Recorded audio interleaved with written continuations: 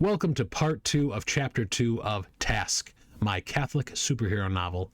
Thank you so much for clicking on the video. I hope that you enjoy it and that you leave your feedback in the comments below. All right, let's get right to it. I hope so. You've got a long way to go, and you're going to have to leave soon, Matthew said. In fact, it's time for you to go right now. It was so good seeing you. You have not been sharing intelligence reports about the phenomenon for more than a week, Starr accused. Matthew saw that Samantha would be in position in about 10 seconds.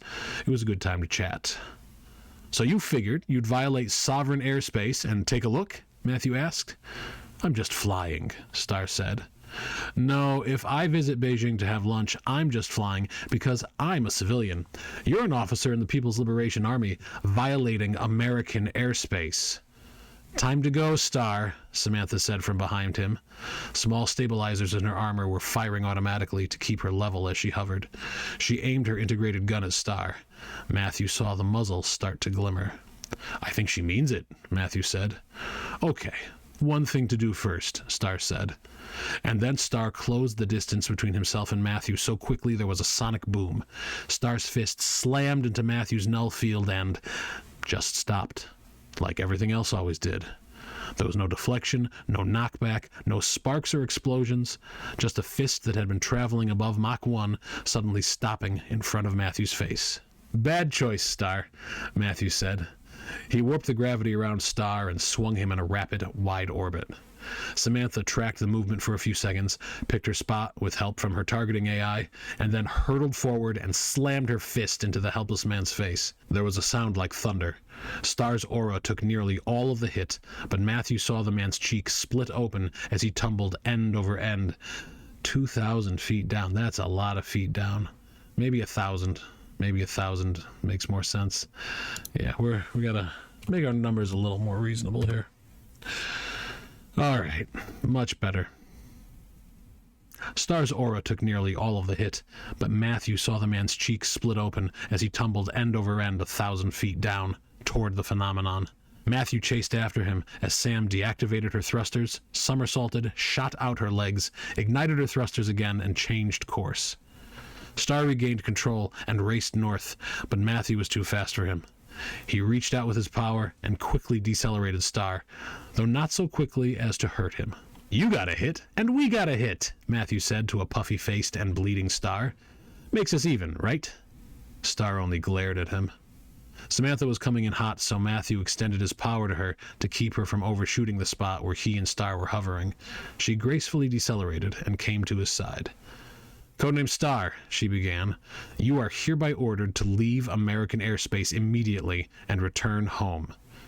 I'll do you a favor, Starr, Matthew said, and he reached out and opened a portal to the vicinity of China. Matthew had gravitational anchors positioned all over the world, though they were constantly shifting due to natural forces. He had not recalibrated the anchors in Asia for a few weeks, but Matthew was confident Starr would be able to find his way home.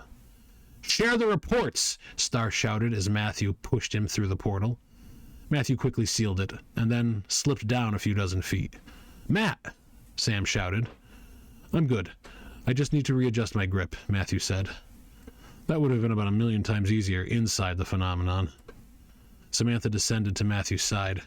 She started dismantling her helmet, so Matthew exercised a small bit of his power to give her a gravitational windshield. Need me to carry you back? She asked. As the last pieces of her helmet folded away, Samantha's hair streamed down to her shoulders. Her cheeks were flushed, and the sun glittered on the beads of sweat on her face. Her eyes sparkled, and she smiled invitingly. Matthew was almost tempted to say yes, but it would have sent the wrong message. And besides, she was not Maggie. Matthew suddenly wished it was Maggie who was by his side. He smiled at Sam to hide the longing and guilt he felt. Her expression changed. She had read something on his face. I'll bring us back, Matthew said. He turned his face away quickly, stretched out his hand, and opened a portal leading close to ground level near Jose and Becky's position. Samantha said nothing as she went through. Matthew followed her and closed the portal once he got to the other side. He quickly descended to the ground and stopped exerting himself. Praise God for another safe landing, Matthew prayed. Relief briefly overcame the weariness he felt. "What a punch!" Jose exclaimed. "You've got a great right cross, Sam." "You saw it?" she asked. "The scope on this thing," Jose said as he gently patted the stock of his rifle, "is amazing. I could see the freaked out look on Star's face when his mock fist did nothing." "Mock fist?" Becky asked. "You naming his attacks, Jose?" "Absolutely," Jose said. "If you're nice to me, I'll tell you what I call some of your moves." Becky shook her head. "That's okay. I'm not a child," she said. "Suit yourself," Jose said. "Back to the briefing room, then?" Matthew asked. "You're tired," Samantha said without looking at him. "We'll walk." The mood pivoted suddenly, and Matthew shared a glance with Jose. The younger man frowned, shook his head, and then patted Matthew on the shoulder. After 10 quiet minutes of walking back to the briefing room, Matthew could feel himself dragging. When they arrived, Matthew plopped down in the nearest chair. His eyes closed involuntarily, and he instantly began to dream. He saw Maggie's face. She wore a puzzled smile. "Not yet, my love," she whispered. "Wake up." Matthew opened his eyes. He saw Harrison standing over him. "You going to bump out?" he asked. He extended his fist. "Oh, sorry, Harrison," Matthew said. He fist-bumped Harrison, and the psychic audio link was gone. "Now that Codename Pull is back with us," Brinks started with a scowl, "let's debrief. Codename Craft's surveillance system caught all the data, but I want to hear your report, Fuse." Matthew glanced around the room. Roy Dubois, codename Craft, was not there. It was no surprise, as he spent most of his time in his lab on HQ's R&D floor. Harrison would see him occasionally, but Roy almost never interacted with anyone else on the team, save for the colonel. Samantha stood up. Her armor was completely folded away beneath her uniform. "Yes, sir," she began. "We made contact with codename Star approximately 1 mile, not anymore. Let's say several thousand feet. Maybe a few thousand feet. Few thousand feet. Yes. Yes, sir," she began. "We made contact with codename Star a few thousand feet above the phenomenon. He had a brief conversation with Mr. Ward, and then attacked him to no effect. Mr. Ward and I then engaged the target, lightly wounding him. The target fled, but Mr. Ward apprehended him and portaled him away." Sam ever so slightly turned her face toward Matthew. That was his cue. "Star said something about intelligence reports not being shared," Matthew said. "His cover," Brinks said. "I suspect the true reason he was there was to determine if your personal nullification field would be weaker that close to the phenomenon." "It's no secret that being in the phenomenon turns off my null field," Matthew said. "And that's a damn shame," Colonel Brinks said. "We'd be in a much better tactical position if you had kept your mouth shut 2 years ago." The comment got under Matthew's skin. "They don't know my strength goes off the charts when I'm inside the phenomenon, Colonel," Matthew said with a frown. "Star would be in trouble if he attacked me in there." "We don't know what he's really capable of, codename Pull," Colonel Brinks replied. "He could be much more powerful than we have assessed thus far." "We don't even know his name," Matthew said. "The PRC keeps a lid on things." "I wish we could do the same," Brinks said. "But Washington has opted for the friendly superhero tack, so our greatest military assets go on morning talk shows and confirm reports about their worst vulnerabilities." "All right, that's enough," Matthew said as he stood up. His annoyance had become frustration. "I'm going to write my report and then go to work. I'll be back this afternoon." Samantha turned toward Matthew and gave him a fierce look. "Pull, I did not dismiss you. Sit down," Brinks ordered. "Colonel Brinks, my name is Matthew, and I am your civilian partner, not a soldier under your command," Matthew shot back. "I'll be in the lounge writing my report if anyone needs me before I go." He looked at Samantha as he finished speaking, and then left the briefing room. It was a short walk through a nondescript hallway to the contractor lounge, which really was a shared office space that happened to have a mini fridge and microwave. Matthew went to his cubicle, turned on the computer, and logged into the network. Writing the report would take a fair bit of time, but it was not onerous. Unlike his office at his company, his cubicle at HQ was completely bare. No pictures or knickknacks were displayed, and only a few printed and bound copies of the laws and regulations regarding extraordinary individuals portions of the United States Legal Code were on his desk. He did not need to refer to any of them for this report, since he had memorized the most relevant passages. Just after he clicked the submit button on his report, Samantha came into the lounge and closed the door behind her. She was frowning deeply. "He's royally pissed, Matthew," she said. "He sees us as tools, not people," Matthew said. "They should relieve the colonel of command and promote Captain Green. That man at least sees us as fellow human beings." Sam sighed, and her expression softened. "You're probably right about Brinks," she said. "But I'm not here to talk with you about him." She walked to Matthew's seat, gently spun him so he was directly facing her, and then leaned over and put her hands on the back of his chair. Her face was less than a foot from his. She stared hard at him. Matthew stood up and lightly brushed her arms aside. She stepped back, but only just enough to let him stand. "Sam, I've got to go to work," he said, averting his eyes. She grabbed his arms and held tightly.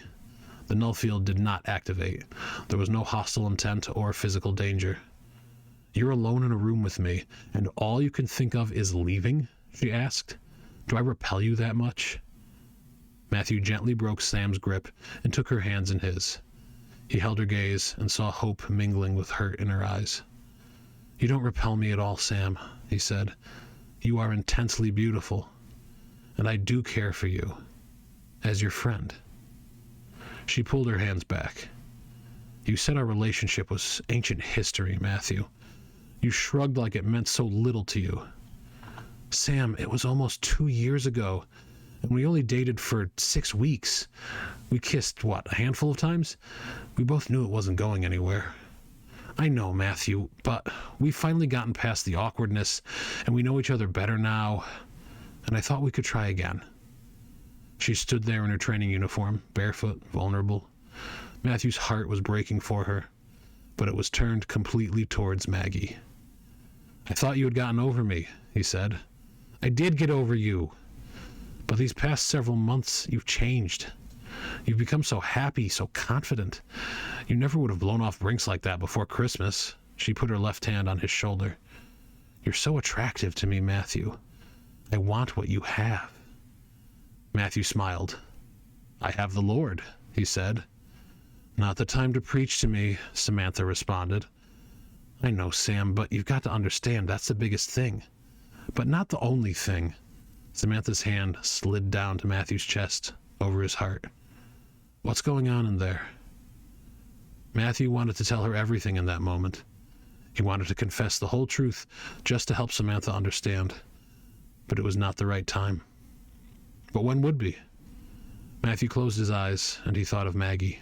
"Sam," he began, "I can't tell you everything right now, but I will, soon."